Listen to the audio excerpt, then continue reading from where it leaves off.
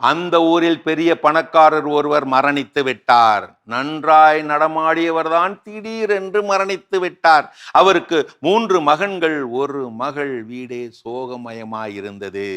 உடலை அடக்கம் செய்யும் ஏற்பாடு நடந்து கொண்டிருந்தது. அப்பாவுக்கு தெரிந்த நிறைய பேர் வந்தார்கள். மாலை வணக்கம் செய்தார்கள். துக்கம் விசாரித்தார்கள். அமைதியாய் அமர்ந்தார்கள். போனார்கள். உடலை எடுக்கும் நேரம் வந்துவிட்டது. அப்போது வாட்டசாட்டமாக கோட்டும் சூட்டுமாக வந்தார் ஒருவர். மாலை வணக்கம் செய்தார். துக்கம் விசாரித்தார். ஆனால் அமைதியாய் போய் அமரவில்லை. அமைதியாய் போகவில்லை. அமைதியாயிருந்த வீட்டில் அப்பட்டமாக அறிவித்தார், இதோ அனைவரும் கேளுங்கள். மரணம் அடைந்த இவர் எனது நீண்டகால நண்பர். எங்களுக்குள் கைமாற்று கொடுக்கல் வாங்கல் எல்லாம் உண்டு. 6 மாதத்திற்கு முன்புதான் என்னிடம் 50 லட்சம் பணம் வாங்கினார். கைமாற்றாகத்தான் வாங்கினார். ஒரு நம்பிக்கையில்தான் இப்படி இவருக்கு ஆகிவிட்டது என்று நான் ஓடோடி வந்திருக்கிறேன். அந்த 50 லட்சம் பணத்தை தந்தால் தான் உடலை எடுக்க அனுமதிப்பேன்.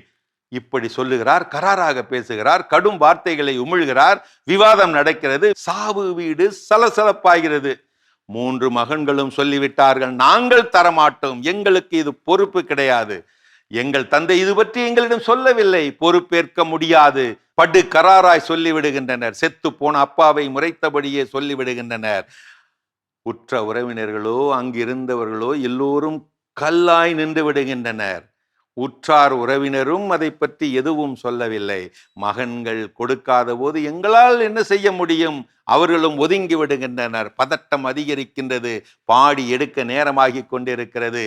அப்போதுதான் வாக்கப்பட்டு போன அந்த ஒரே மகள் ஓடி வருகிறாள். தனது கழுத்திலே கையிலே இருந்த நகைகளை எல்லாம் எடுத்து கொடுத்து அந்த வைர நெக்லஸையும் கலட்டி அவர் கையில் திணித்து பதறியபடி கதறுகிறாள். ஐயா, இப்போதைக்கு இதையெல்லாம் வைத்துக் கொள்ளுங்கள். இதெல்லாம் இதோ இந்த அப்பா எனக்கு போட்ட பிச்சை, கல்யாண பிச்சை. மீதியை நான் தந்து விடுகிறேன், நானே பொறுப்பு. இப்போதைக்கு அப்பாவின் உடலை அமைதியாக எடுக்க விடுங்கள். கைகூப்பி நிற்கின்றாள். அப்போது அது நடக்கிறது. பதறியபடி கதறியபடி கை கூப்பியபடி நின்ற அந்த பாசமுள்ள மகளிடமே நகைகளை எல்லாம் திருப்பி திணித்தபடி அந்த வாட்ட சாட்டமான கோட்டும் சூட்டும் போட்ட அந்த நபர் சொல்லுகிறார், வேண்டாம் மகளே, வேண்டாம். நான் தான் உன் அப்பாவுக்கு 50 லட்சம் தர வேண்டும். அவர்தான் இதை என்னிடம் கொடுத்துவிட்டு என்னுடைய மறைவுக்கு பின்னால் என்னை யார் உண்மையில் நேசிக்கிறார்கள் என்று அறிந்து அவர்களது கையிலே இதை கொடுத்து விடு என்று கொடுத்தார்.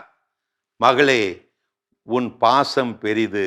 பெண் பிள்ளைகளை பெற்றவர்களே பாக்கியவான்கள். ஒரு தந்தை தன் வாழ்நாளில் செய்த புண்ணியத்தின் பலனே பெண் குழந்தை. அது வீட்டின் இருளை போக்கும் நந்தா விளக்கு அல்லவா? மகன் என்பவன் மனம் முடிக்கும் வரை, மகள் என்பவள் உயிர் இருக்கும் வரை. ஒவ்வொரு மகளும் தன் தந்தைக்கு ஒரு குட்டி தாய்தான். தந்தை சோர்ந்து போகும் போதெல்லாம் பெறப்படும் மகளின் ஆறுதல் அரவணைப்பு ஈடு இணையற்றதல்லவா? மகளை பெற்ற தந்தைக்கு மட்டுமே தெரியும் தன்னை பெற்ற அன்னையின் மறு பிறவிதான் மகள் என்று.